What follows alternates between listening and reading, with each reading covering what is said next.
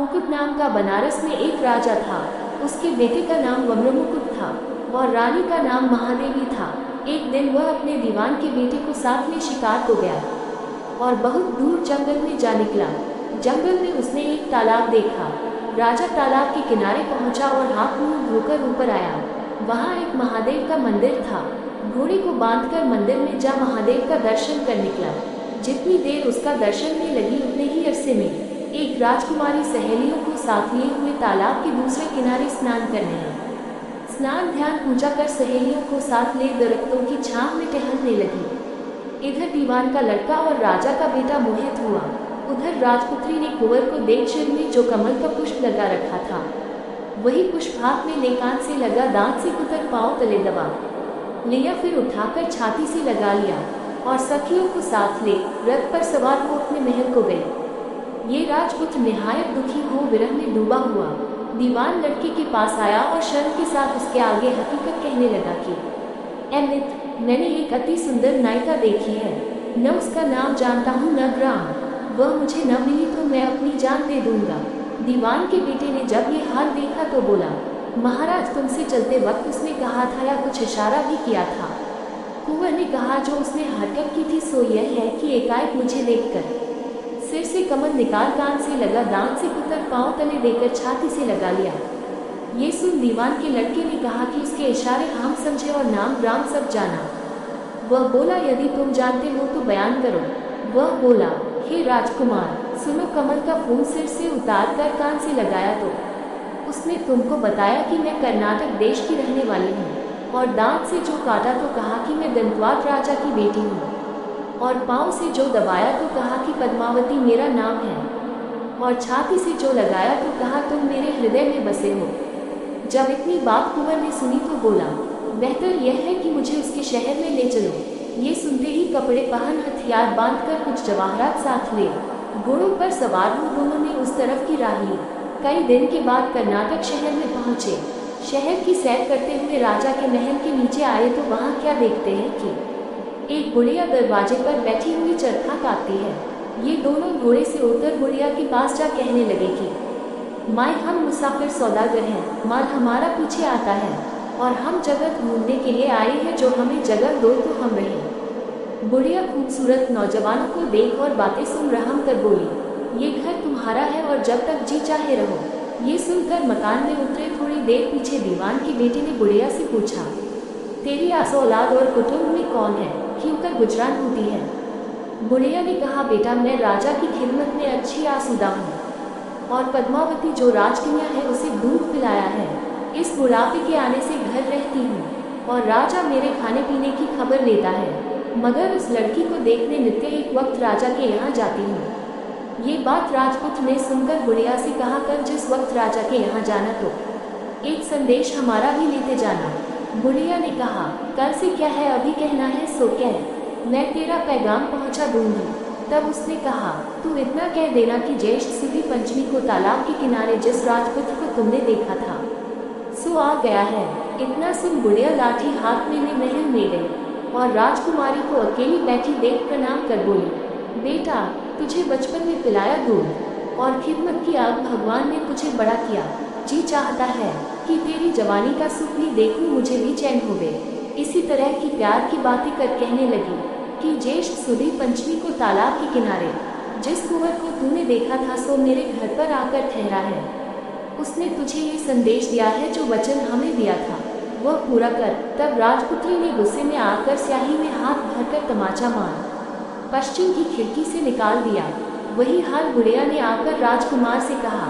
वह सुनकर उदास हुआ। इतने में दीवान का बेटा बोला कि इस बात का भेद यह है कि आज आधी रात के वक्त तुमको पश्चिम की खिड़की से बुलाया है। ये सुनते ही वह बहुत खुश हुआ। आधी रात के वक्त सब जगह सन्नाटा था। ये दोनों भी वहां से चुपचाप चले। तब खिड़की के पास पहुंचे दीवान का बेटा बाहर खड़ा रह गया और खिड़की के रास्ते कुंवर अंदर गया। देखता क्या है कि राजकन्या भी वहां पर खड़ी रह सकती थी। इतने में दोनों की नजरें चार हुई।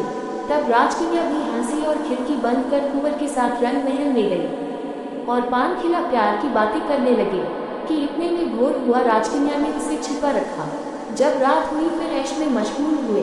इसी तरह महीना गुजर गया। तब राजकुमार घबराया और फिक्रमंद होकर रोने लगा। इतने में राजकन्या आ पहुंची और उसकी हालत देखकर पूछने लगी, महाराज तुम्हें क्या दुख है जो तुम उदास बैठे हो, मुझसे कहो। तब वह बोला कि दोस्त, हमारा बहुत प्यारा दीवान का बेटा है, उसका कुछ अहवाल महीने भर से नहीं मालूम। वह ऐसा पंडित है और चतुर है कि उसके गुणों से मैंने तुझे पाया और उसी ने तेरा सब भेद बताया। राजकन्या बोली, महाराज तुम्हारा मित्र कहाँ है? मैं पकवान मिठाई बहुत कुछ तैयार करके भिजवाती हूँ, आप जाकर उसे खिलाकर कुछ तसल्ली कर फिर आए। ये सुनते ही राजकुमार वहाँ से उठकर बाहर आया और रानी ने विष मिलाकर तरह तरह की मिठाइयाँ बनवाकर भिजवाई।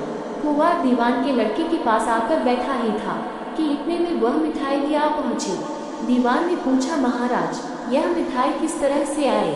मैं वहाँ तेरी चिंता में उदास बैठा था कि इतने में रानी ने आप मेरी तरफ देखकर पूछा, उदास क्यों बैठे हो, इसका सब भेद बताओ। तब मैंने तेरी चतुराई के सब भेद बयान किए। तब ये हाल सुनकर मुझे तेरे पास आने की आज्ञा दी और यह मिठाई तेरे वास्ते भिजवाई है, अगर तू खाएगा तो मेरा जी खुश होगा। दीवान का बेटा बोला, तुम मेरे लिए जहर लाए हो, खैरियत हुई जो आपने नहीं खाए। ये बहुत अच्छा हुआ महाराज। एक बात सुनिए कि डंडी अपने दोस्त को नहीं चाहती, आपने ये बुरा किया जो मेरा नाम लिया। ये सुनकर वह बोला, ऐसी बात क्यों कहते हो जो कभी किसी ने नहीं कही। अगर आदमी आदमी से न डरे तो भगवान से तो डरेगा। इतना कह उसने से एक लड्डू कुत्ते के आगे फेंका। कुत्ता खाते ही मर गया। ये देख राजपुत्र अपने दिल में कहने लगा कि ऐसी रंडी से बोलना लाजम नहीं। आज तक तो मेरे दिल में उसके लिए मोहब्बत थी, परंतु अब असलियत मालूम हुई। ये सुनकर दीवान का लड़का बोला, महाराज जो हुआ सो हुआ, अब वह बात करनी चाहिए जिससे इसको अपने घर ले चले। राजपुत्र बोला, भाई ये भी तुमसे ही होगा। वह बोला, आज पद्मावती के पास जाकर जो कहूँ सो करियो। पहले जाकर उससे बहुत सा प्यार करो, जब वह सो जाए तब जेवर उतार त्रिशूल उसकी बाईं जांघ में मारकर तुरंत चले आओ। ये सुन राजकुमार पद्मावती के पास पहुंच दोस्ती की बातें कर दोनों हिल मिलकर सो रहे, लेकिन राजकुमार मौका देखता रहा। जब वह सो गई तो उसने सारा गहना उतार लिया और बाईं जांघ में त्रिशूल मार अपने मकान को चला। सारा हाल प्रधान के बेटे से बयान कर सब गहना आगे रख दिया। दीवान के बेटे ने जेवर उठा लिया, आप तो गुरु बना, और उसे चेला बनाकर उससे कहा, तू बाजार में जाकर इस गहने को बेचा। इतनी बात सुन राजपुत्र ने जेवर ले जाकर राजा की ड्योढ़ी के पास एक सुनार को दे दिया। सुनार ने जेवर देखते ही पहचान कर कहा, ये राजकन्या के गहने हैं, सच कह तूने कहाँ से पाए? वह ये कह रहा था कि 10-20 आदमी इकट्ठे हो गए। कोतवाल ने सुनकर आदमी भेजकर राजपुत्र के साथ जेवर और सुनार को पकड़वा लिया और जेवर देख पूछा कि सच कह तूने ही कहाँ से पाया? तब उसने कहा, मुझे मेरे गुरु ने बेचने को दिए हैं, पर मुझे मालूम नहीं कि वह कहाँ से लाए। तब कोतवाल ने हुक्म दे गुरु को पकड़ मंगवाया और दोनों को जेवर समेत राजा के पास आकर सब हाल कह सुनाया। ये बात सुन राजा से जोगी बोला, महाराज काली चौदस की रात को मैं मरघट में मरघट की डाकिनी सिद्ध करने गया था। जब वहाँ डाकिनी आई तब मैंने उसका जेवर और कपड़ा उतार लिए और उसकी बाईं जांघ में त्रिशूल का निशान कर दिया। इस तरह ये गहने मेरे हाथ लगे हैं। योगी से यह बात सुन राजा ने उसे मठ में जाने की आज्ञा दी और आप महल में जा रानी से कहा कि तुम पद्मावती की बाईं जांघ में देखो तो निशान है कि नहीं और कैसा है। रानी ने जाकर देखा तो त्रिशूल का दाग है। राजा ने जाकर कहा, महाराज 3 दाग बराबर हैं, पर ऐसा मालूम होता है कि गोया किसी ने त्रिशूल मारा है। ये बात सुन राजा ने कोतवाल को बुलाकर कहा, जाओ योगी को ले आओ। कोतवाल ने हुक्म पाते ही योगी को हाजिर किया। फिर राजा ने योगी को एकांत में ले जाकर पूछा, गोसाई जी धर्मशास्त्र में औरत के लिए क्या दंड है? योगी बोला, महाराज देश से निकाल दो। ये सुन राजा ने पद्मावती को डोली में सवार करवा जंगल में छुड़वा दिया। ये जानकर राजकुमार व दीवान के बेटे घोड़ों पर सवार हो उस वन से पद्मावती को साथ ले अपने शोमा को चले। चंद दिन के बाद अपने पिता के पास पहुँचे। सभी को बड़ी खुशी हुई और ये ऐश करने लगे। इतना कह मिताल ने वीर विक्रमाजीत से पूछा कि इन चारों में पाप किसको हुआ? विक्रम